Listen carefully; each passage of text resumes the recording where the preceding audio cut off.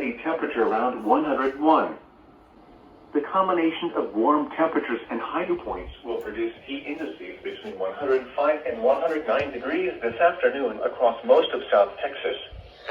Residents with outdoor activities planned are urged to drink plenty of water, wear lightweight and light-colored clothing, and take frequent breaks from the heat. Young children and pets should never be left unattended in vehicles under any circumstances.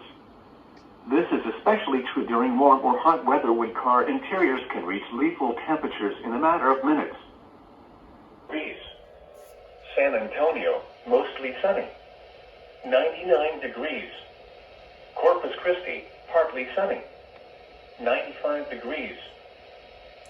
Through 5 p.m., isolated to scattered sea breeze-driven showers and will continue moving west at 5 to 10 miles per hour and will affect portions of deep South Texas and the Rio Grande Valley, mainly along and west of the I-69C corridor.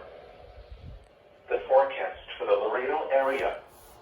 Tonight, partly cloudy, then becoming mostly clear in the late evening and early morning, then becoming partly cloudy. That was a quick statement. Lows in the upper 70s.